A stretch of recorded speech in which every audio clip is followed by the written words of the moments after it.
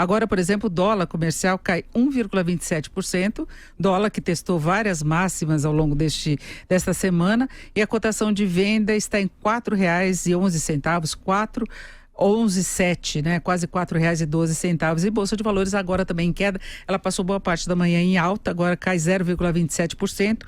Nós estamos em contato com o Jefferson Latos, que é estrategista-chefe da Latos. Jefferson, boa tarde. Oi, Denise. Oi, Denise, boa tarde. Boa tarde. Vamos entender então essa queda toda do dólar de hoje. Quais seriam os motivos desta vez, Jefferson? Olha, um pouco é o cenário externo, né? O cenário externo está agindo de certa forma, uma certa cautela com o dólar aí, então a gente vê o dólar caindo um pouco apreensivo com como vai ser a assinatura da parte 1 do acordo da guerra comercial, expectativas de como vai ser a votação amanhã sobre o Brexit, né? Se o parlamento britânico vai aceitar esse acordo fechado ou não, né? E internamente o dólar está pesando até um pouquinho mais do que outros emergentes, justamente devido ao Campos Neto, né? Ele deu uma declaração hoje dizendo que o câmbio do Brasil é flutuante e que, por isso, facilita bastante a oportunidade deles poderem atuarem quando necessário para prever liquidez para o mercado, né? Então, isso acabou pressionando um pouquinho mais o mercado e o dólar acabou ignorando bastante aí todo esse atrito que está acontecendo do governo, né, do presidente com o PSL, né? Porque na verdade nós tivemos algumas situações mais negativas, como esse atrito todo, que mexe com a base do governo, não é só uma questão política, pode ter reflexos em votações no Congresso, e no exterior nós tivemos, por exemplo, o crescimento da China, que foi o pior desde de 1992, é uma expansão de 6%, que para a gente parece muito, não é? Nós que estamos com menos de 1% ao ano, mas para eles é uma diferença, uma desaceleração importante. Então, em princípio, isso daí poderia provocar a reação inversa do mercado, né?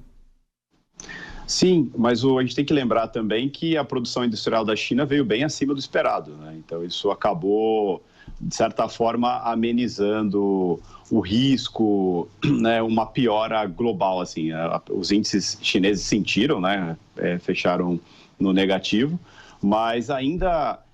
se a gente olhar o cenário como um todo, Denise, a gente, olhando para fora, primeiramente, a gente vê uma expectativa muito grande. Expectativa do que vai, de fato, acontecer geopoliticamente, quando a gente pensa em Turquia, quando a gente pensa em Irã, em Arábia Saudita.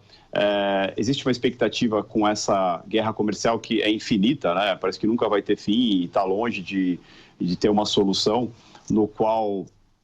A gente vê os Estados Unidos sentindo isso com os dados dele vindo abaixo do que era esperado, os dados chineses também vindo ruins.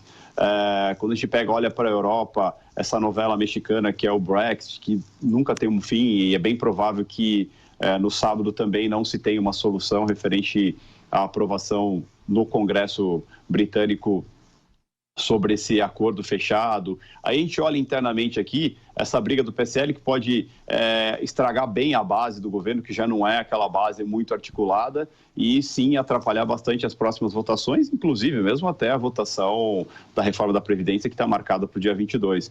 Então, assim, o governo dá muito tropeço em cima de algumas coisas internamente, isso faz com que os investidores continuem aguardando para investir aqui. A gente vê a movimentação da Bolsa está nos 105 mil pontos, mas é por movimento interno, não externo.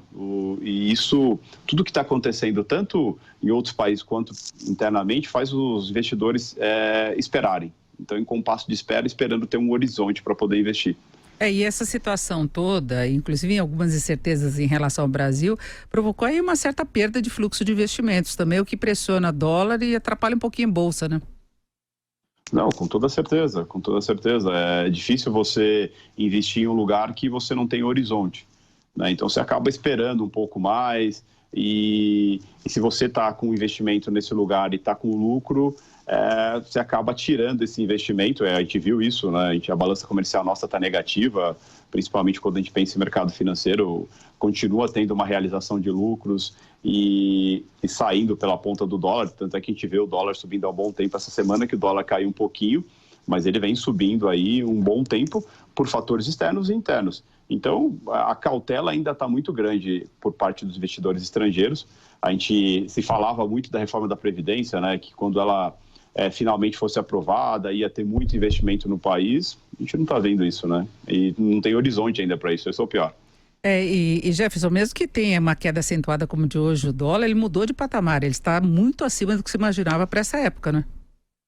Não, com toda certeza. Quando a gente para pensar o Boletim Focus do ano, há 2 meses atrás ainda tinha casas citando 3,80 no dólar no final do ano, e agora é meio que unânime que o dólar vai estar acima de R$4 até o fechamento do ano.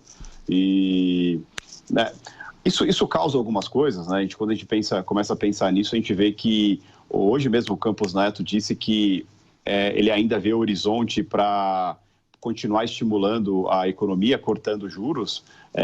Segundo ele, o dólar, mesmo alto, ainda não está nas bandas da inflação que eles têm, as bandas de inflação que eles têm. Então, o que o investidor quer? Até ele foi questionado sobre juros negativos no Brasil. Segundo ele, até o final de 2020 a gente vai descobrir.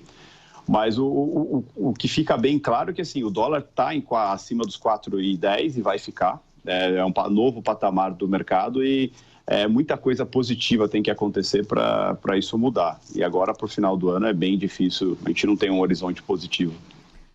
Nós conversamos com o Jefferson Latos, que é estrategista-chefe da Latos. Jefferson, muito obrigado. Uma boa tarde. Obrigado eu. Ótima tarde.